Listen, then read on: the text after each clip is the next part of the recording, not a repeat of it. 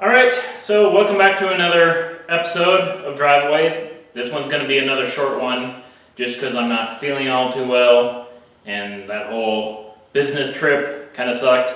So, still recovering from that, so I'm not going to get into anything that's too difficult or too strenuous. So, we're going to be talking about welding stuff. So, if you're new to welding or want to get into it, stick around and check out what we got for you.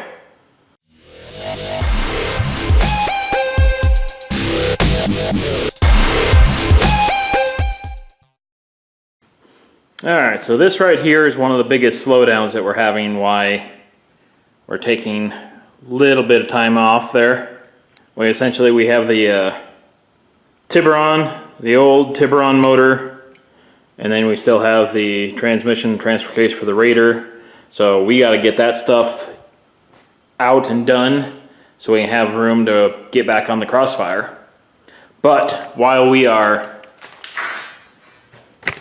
waiting for that, we can at least prep for the next stage on our cage here. And that's going to be with the welder. Alright, now I have no idea whether this small welder is capable of welding these pipes. It should be from all my experience with it, but we're going to actually have to make a test burn and see how well it actually welds and penetrates. But essentially, as you can see, this is a gas welder. So you have the solid core or flux core. The solid core requires gas. Flux core has the flux already in, the shielding gas already in the line. On these smaller ones, we run two different gauge wires.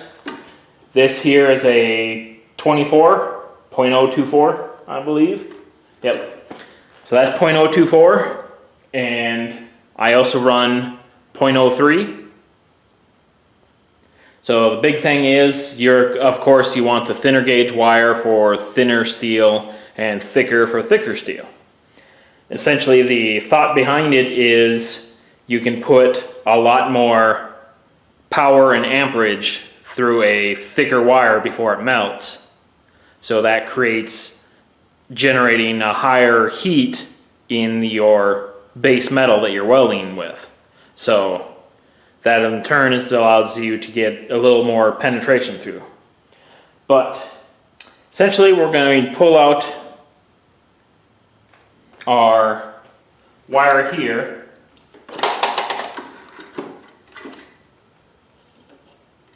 Just unlock it and it should hypothetically just pull out. Easier said than done.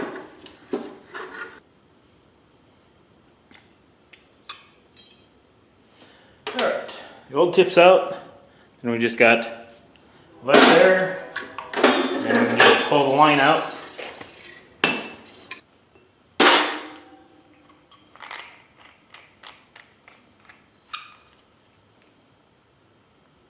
Alright, we're all gunned up here. Okay, so before we get started, we're going to have two different controls on pretty much every welder.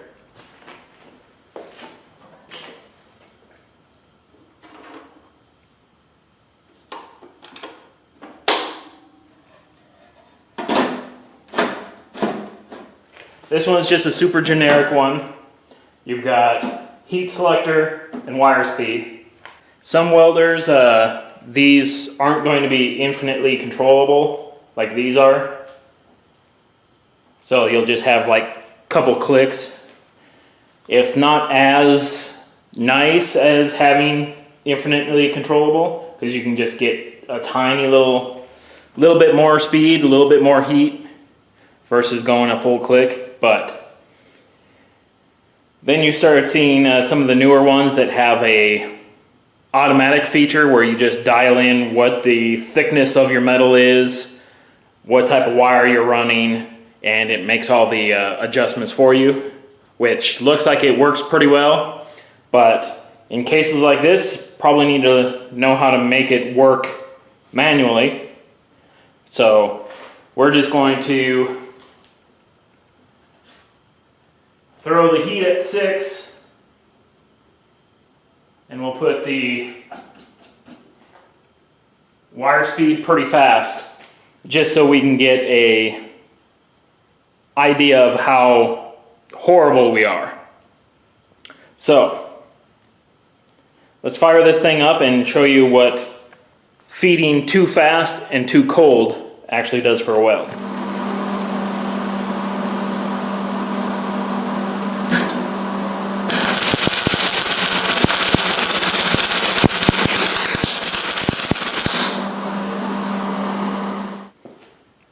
Okay, so notice here how kind of, see if we can get a closer look here. Trying to get her in clear. But you can see how the weld just kind of sits on top. And a lot of what you're going to be doing with welding is listening as well as watching the puddle. So if you could hear kind of how it was crackling, you could tell that it was too fast just by the spacing of the crackles. And you can also feel it with the gun itself. And if you're feeding too fast, it'll start jumping the gun a little bit. So that's what it's like going a little bit too cold and too fast. And let's do the opposite. Let's crank up the heat and turn the wire speed way down and show you what that's like.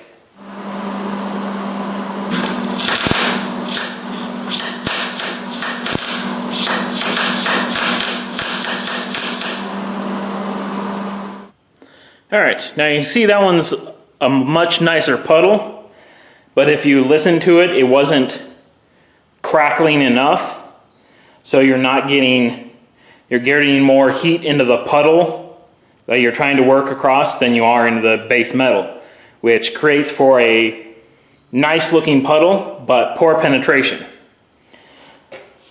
Now based on those two factors, you can figure out what you're going for. Since this is a thick piece of metal, we'll just crank the heat and then we'll just slowly tune the wire speed until we get to something that sounds proper and burns in nice.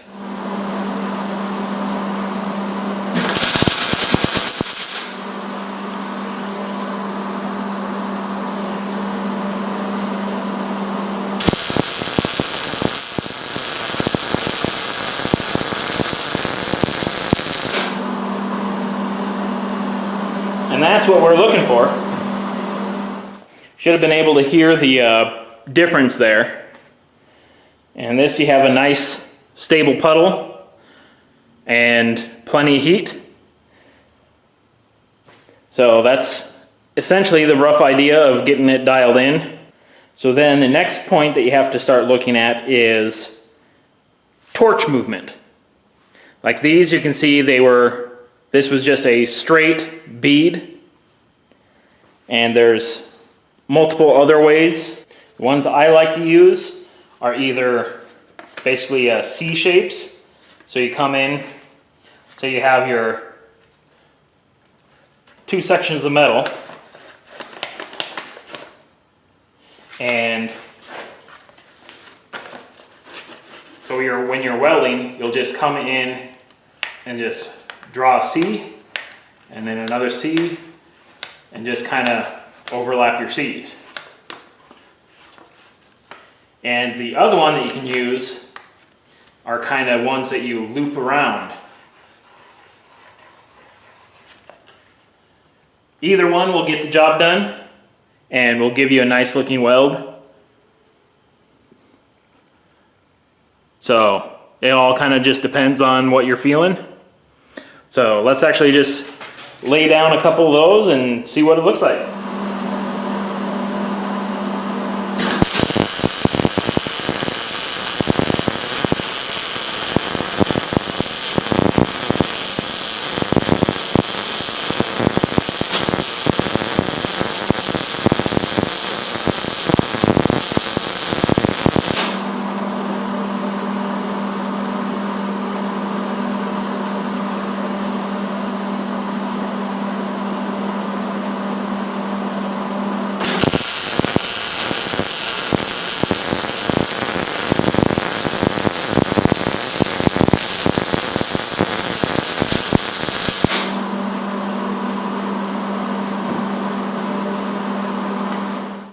All right, so there's two different ones there. The one over here, this one is the running a bunch of C shapes, and this one's just doing the swirl swirl. Both of them get about equally looking.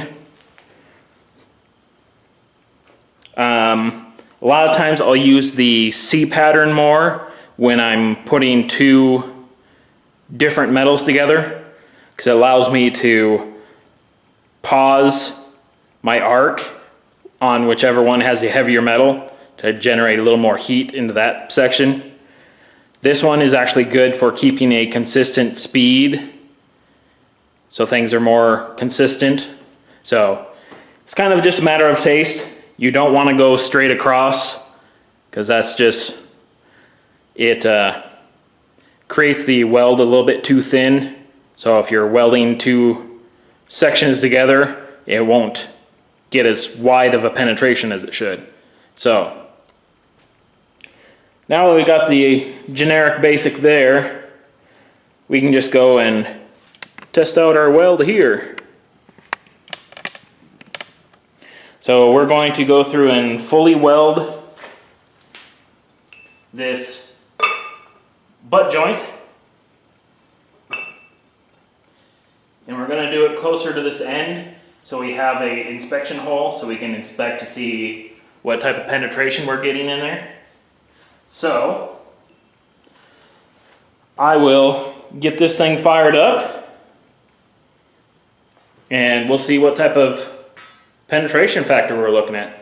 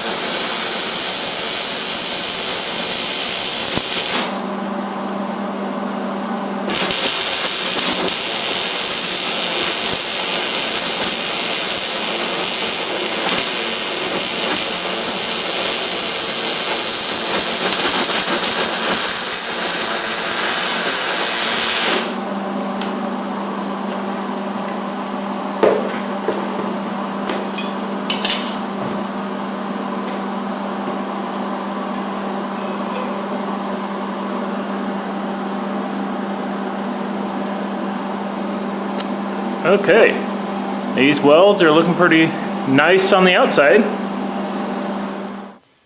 All right, I'm just gonna let this thing cool off, just like I would on a normal weld. Then we'll go and inspect in there and see what we have. Okay, so now that we got it welded up, let's see if we can get a good angle here. You can see the burning look on the outside. Then you have this discolored portion in here. And a little further in is this more textured stuff. So it's like that textured part should be showing the, it's like as you melt the metal, so you melt the parent metal and it'll slightly bubble a little bit. So that should be full-on penetration in there.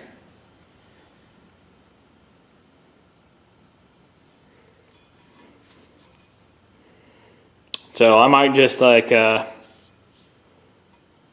put this joint in the press and put some weight on it and see what it does, just so I can be sure that it is up to the task. All right, so put a huge amount of pressure on the press where we dented the pipe really hard.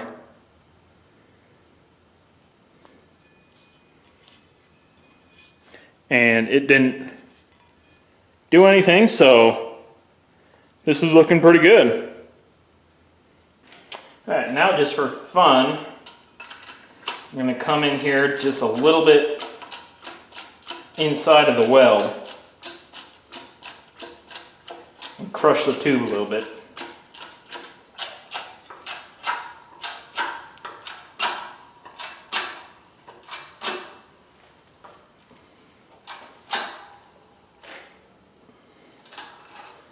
Alright, that's a lot of pressure.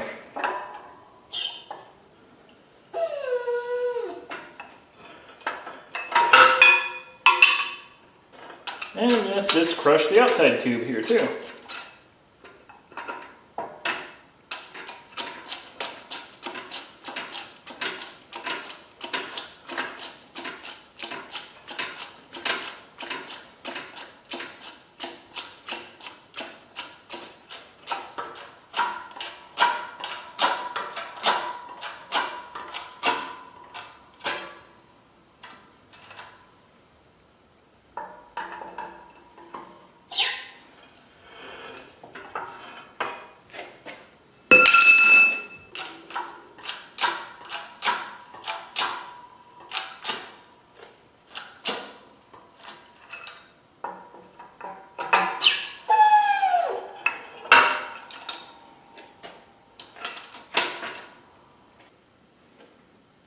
Alright, well, I don't know about anyone else, but if you put enough point pressure right next to a weld and it doesn't break the weld, then I would consider that welded pretty good.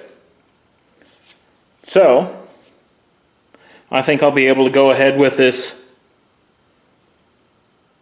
welder and we should be good. I don't think in too many crashes you should see 12 tons of pressure sitting on a 1-inch spot right by a weld. So, I'd like to be able to crush the tube like that. We should be sitting pretty good. Okay, so before I put it away, I figured we might want to just show you what it looks like when you don't have enough shielding gas. Let's bring her in there and let's see if you can actually capture this on camera here.